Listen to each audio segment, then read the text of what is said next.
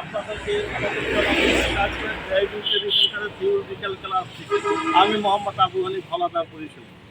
আজকে বিষয়বস্তু battery. Battery কি, ব্যাটারি কাজ কি, ব্যাটারি না থাকলে কি হয়, থাকলে কি হয়, আমরা এই বিষয়টাই মূলত আলোচনা নিয়ে আসার চেষ্টা করবো। আপনারা আমার সাথে ব্যাটারি হলো একটি কারেন্ট ধরে রাখার পাত্র, একটি কারেন্ট রিজার্ভ রাখা পাত্র। বুঝতে পারছেন? ব্যাটারি হলো একটি কারেন্ট রিজার্ভ রাখা পাত্র। এই ব্যাটারি দ্বারা দুইটা সাইড আছে, একটা পজিটিভ সাইড, একটা নেগেটিভ সাইড। পজিটিভ সাইডটা ইঞ্জিনের ইঞ্জিন স্টার্ট করার জন্য হোক, তারপর অন করার হোক, সিডি ডিভিডি যে কোনো বিষয় এটা মূলত পজিটিভ কাজ করে। নেগেটিভ সাইডে আর্থিং হিসেবে ব্যবস্থা বলা হয়, বডির সাথে আর্থিং করা আছে, এটা মূলত আর্থিং হিসেবে ব্যবহৃত হয়। এখানে ছয়টা, এটা 12 ভোল্টের ব্যাটারি। এখানে কয়টা কয়েক আছে? 6টা কয়েক আছে। প্রত্যেক কয়েকে 2 ভোল্ট করে কারেন্ট থাকে, তাহলে 6 গুণে 12। এটার ভিতরে ব্যাটারি পানি ব্যবহার হয়, সাধারণ পানি না, এটাকে বলা হয় ডিস্টিল ওয়াটার। এই পানিটা এসিড মিশ্রিত পানি। এই পানি যখন প্রত্যেকটা কল খুলে দেখতে হবে, দেখে এখানে প্লেট আছে, প্লেটটা ডোবানো পানি আছে কিনা। যদি প্লেট লেগে যায়, সেক্ষেত্রে কোনো ব্যাটারি খারাপ হয়ে যাওয়ার সম্ভাবনা থাকে। এই জন্য সকলকে অনুরোধ করছি, আপনারা প্রতিনিয়ত ব্যাটারি এই করগুলো খুলে পানিটা চেক আপ করুন। পানিটা যদি না থাকে তাহলে ব্যাটারি ডাউনের দিকে চলে যায়, ডাউন হয়ে যায়, ব্যাটারি ভালো সার্ভিস পাবেন না, ভালো সার্ভিস দিবেন না। এই জন্য প্রত্যেকটা কল খুললে এইভাবে আমাদেরকে পানিটা পর্যবেক্ষণ করতে হবে যে পানিটা সঠিক পরিমাণ প্লেটটা ডুবানো আছে কি না। ঠিক আছে, এই জন্য আমরা এভাবে প্রত্যেকটা খুললে আমরা দেখব। এটা প্রতিনিয়ত করাটাই বেস্ট ভালো। যদি প্রতিনিয়ত না করি, এক দুদিনের মধ্যে দুদিন পর পর হইলেও এই বিষয়টা দেখা উচিত।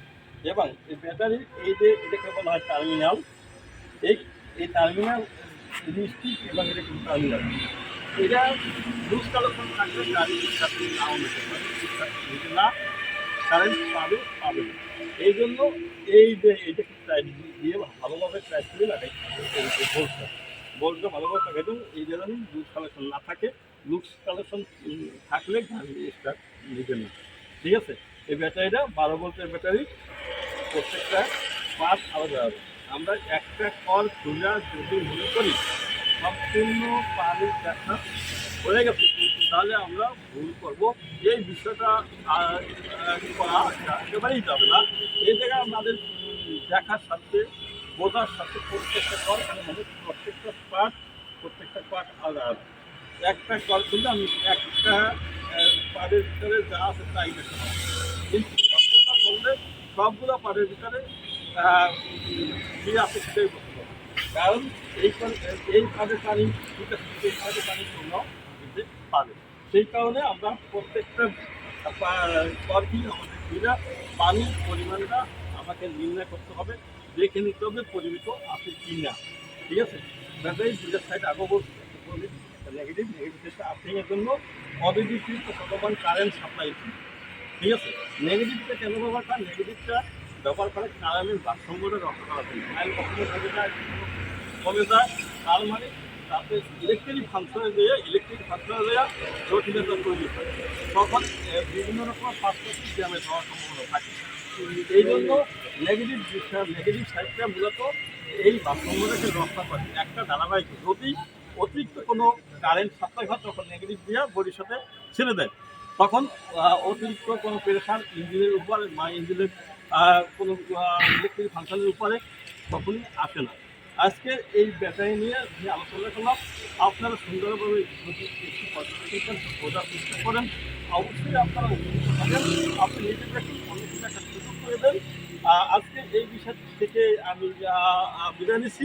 সামনে আবার নতুন কোনো একটা বিষয় নিয়ে আপনাদের সামনে ততক্ষণ পর্যন্ত আপনাদের সুস্বাস্থ্য কামনা করি।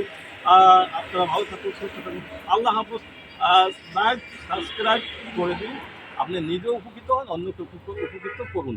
এইটাই মানবতা, এবং এই মানবতাটা আপনারা সকলেই অবশ্যই পালন করবেন, আমি আশাবাদী। আমার ইউটিউব চ্যানেলে আরও অনেকগুলো ভিডিও আছে, আপনারা দেখতে পারেন। আচ্ছা, আচ্ছা, নাম